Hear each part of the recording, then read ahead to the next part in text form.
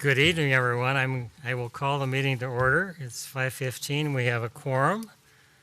And so the first item on the agenda is the approval of minutes for March 21st, 2023. And I don't think we have to take a roll call because we don't have anybody calling in for minutes. Do we? Nope, no call. So we're good to go. So I would entertain a motion for the approval of the minutes for March 21st, 2023, which are in your package. Motion made by Commissioner Peterson, seconded by Commissioner Hunt. Any additions or corrections? Not all in favor, please signify by saying aye. Aye. Aye. Opposed? Motion carries 5-0. We have some new business on here. Holly, are you going to handle the professional services agreement, or Becky? Welcome, Becky. Thank you. Well, good evening, Port President and Commissioners. As you may recall, SICK is named after the company founder, Dr. Erwin SICK of Germany. They design, build, and sell intelligent sensors and related products that are used by a variety of businesses, from shipping and logistics to autonomous vehicles. SICK completed construction of their Phase 1 production and logistics building in South Loop in August of 2022. They're planning to begin site work in the fall of this year and actual construction of Phase 2 in the spring of 2024. Phase 2 will be an office building with about 150,000 square feet, located in the northwest corner of Lindau Lane and Winstead Way. SICK will purchase the Phase 2 site from the city in September based on their current schedule. As part of the development agreement covering the 4 proposed phases, the port and city agreed to assist SICK with a land write-down and by building a parking structure within certain parameters to accommodate their Phase 2 development. The port will build and own up to 550 spaces in a structured ramp, which will be leased to SICK during business hours. Final design work for the ramp is necessary this summer to coincide with SICK's timeline for their office building construction. Clow Berg is SICK's architect for their office building design. Staff supports the port entering into an agreement with Clow Berg to provide the professional services needed for the parking ramp to be built on the parking parcel, which is just east of the Phase 2 office site. Clow Berg's costs are industry standard for this type of work and utilizes efficiencies that exist due to their work on the office building. The ramp will serve Phase 1 and Phase 2 of SICK's headquarters project and will be designed to accommodate a ramp expansion in the future, if needed, for Phases 3 and 4. Clow Berg is able to complete the scope of services work for a not-to-exceed amount of about $657,000, with their design work occurring over the next year for construction of the ramp starting in late spring, early summer of 2024. Staff recommends approval of the professional services agreement between the port and Clow Berg for architectural services for the parking ramp associated with Phase 2 of the SICK project, substantially in the form attached to the agenda item, which was reviewed by the port's general counsel.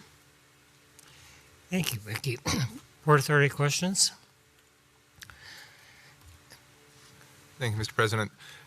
So if the city moves forward with this and with the planning and ultimately the construction of the parking ramp, does that then in any way obligate SICK to continue to move forward in their portion of Phase 2? Are the two tied together, I guess I'm asking? Mr. President and Commissioner Bussey, they are tied together. So they will purchase the property in September according to their existing schedule, and they'll be going through the Development Review Committee and going through all of the city approvals before they purchase the property in September.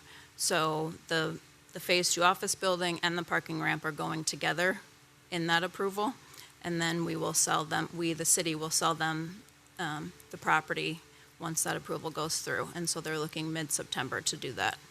Thank you. Any other questions? I think the form of this agreement is something that we've done with a lot of the things. I know with the mall, we enter these agreements, and we're not in a situation where we have to issue RFPs and things, and a lot of these things, if my memory is correct, when we proceed this way. That's correct. So, any further discussion on this item? If not, I would entertain a motion. It's on page 6 of your package for entering into this professional services agreement.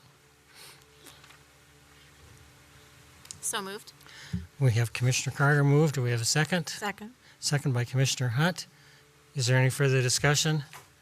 If not, all in favor, please signify by saying aye. Aye. Opposed? Motion carried 6-0. And while we have Becky up here, you know, we don't realize how much we appreciate the staff that we have sometimes. Anytime you want to ask anything about South Loop, she's got this encyclopedic memory of all these things that dealing with it. And, you know, I just want to tell you how much we appreciate all the years you've been with the city. And I guess you're going to start doing some stuff with assessing too, but we hope that we keep you in your home of the Port Authority. So Thank you. I think the other thing that we just have with respect to this action is, obviously we're talking about $19 million, and I think we will be getting into some discussion about how we finance and pay for these things to a little later date. Okay, well, the next item on the agenda then is the 2.2, the authorization for Expo grant agreements with the state of Minnesota, which is kind of a fun item, and hopefully we'll have some champagne in a few days, but Holly, you're going to handle that? Yes. The United States of America is currently bidding to host the 2027 World Expo on a site in the South Loop of Bloomington, Minnesota. If the bid is successful, the Expo, sometimes referred to as a World's Fair, has the potential to elevate Bloomington, Minnesota and the state of Minnesota onto the world stage, as well as spur significant economic development for the city. An estimated 14 million domestic and international visitors could visit Bloomington over the 93-day event. The grounds are slated to require over 1 million square feet of development. In support of the bid, the Minnesota State Legislature approved $5 million in grant funding for the first planning year of the Expo at their 2023 legislative session. These funds will be received by the Bloomington Port Authority and pass through to the Expo 2027 Host Committee, a legal entity that will be formed upon the successful selection of the United States of America as the 2027 host country. The Port Authority Commission is being asked to authorize the Bloomington Port Authority to enter into the grant agreements and subrecipient agreements with the state of Minnesota and Expo Host Committee to expedite the receipt and use of the funds. In the event that USA is not identified as the site of the 2027 World Expo, these funds will not be made available to the Bloomington Port Authority. The World Expo location decision will be made on June 21st, 2023 by the Bureau International des Expositions. Okay, so, Mr. Mayor, do you want to make any comment about this?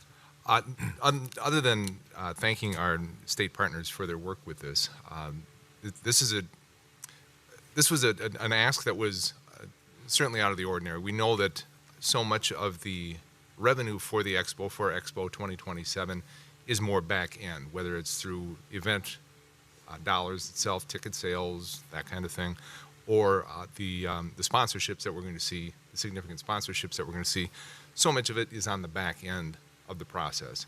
And so to be able to have $5 million up front like this, if and when we receive the bid here in Bloomington, to get our Expo 2027 organization hitting the ground running, I think is enormous. And so this is, it shows that this truly is this is a Minnesota bid.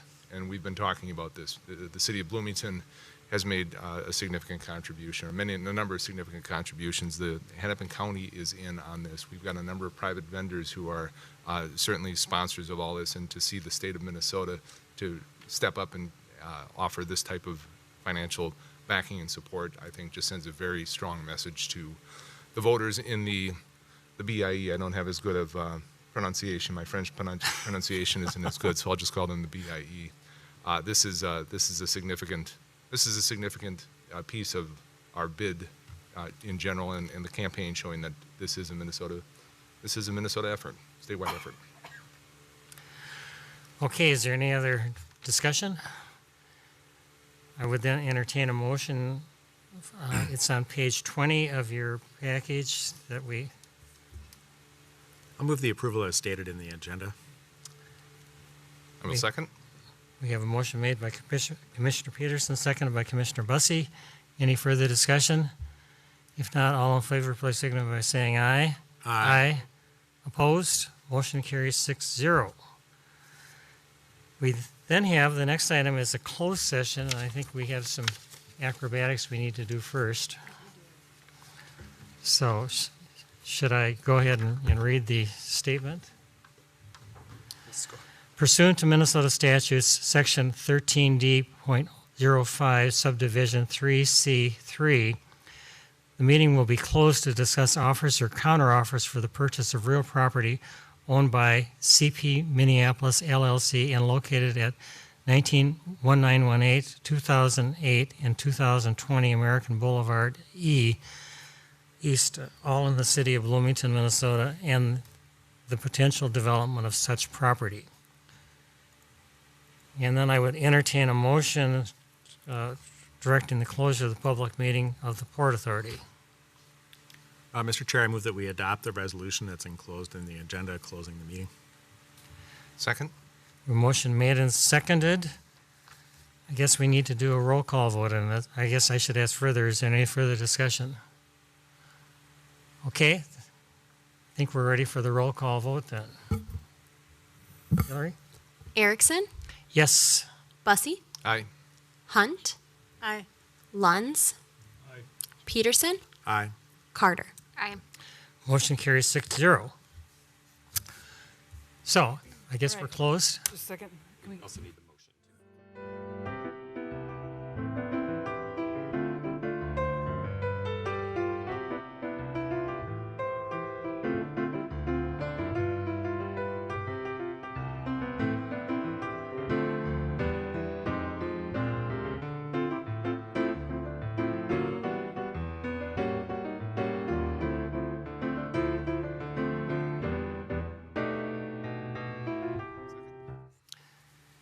We have a motion made and seconded. Any further discussion? We have another roll call vote. Erickson, Aye. Bussey, Aye. Hunt, Aye. Lunds, Aye. Peterson, Aye. Carter. Aye. Motion carries 6-0.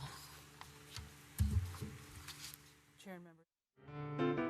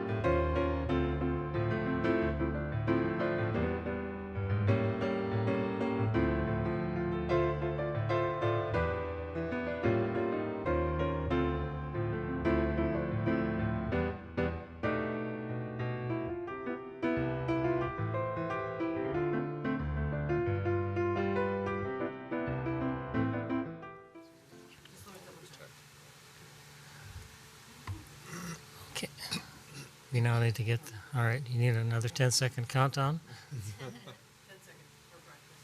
Okay. Good? All right, good. All right. Well, coming out of the closed session then, we had a discussion and there's a recommendation that staff has made for a motion to be adopted. Mr. President, I'd move to direct staff to negotiate a purchase agreement in line with the discussion during the closed meeting on May 30th, 2023, and authorizing the Port Authority President, Port Authority Administrator, and Port General Counsel to execute said purchase agreement for the Marriott to be funded, including potentially issuing debt and using funds on hand in the South Loop Development Fund and other cash on hand, recommended during the closed meeting. Second. We have a motion made and seconded. Any further discussion? If not, all in favor, please signify by saying aye. Aye. Opposed? Motion carries 6-0. Well, thank you very much. Holly, do we have anything else that we need to discuss? President Erickson, we do not. Well, thank you. I think this is all exciting, and we will look forward to what's happening, and hopefully we can have champagne on the 22nd or 21st. Okay. We do need to collect the Oh, yeah, all right. confidential. All right.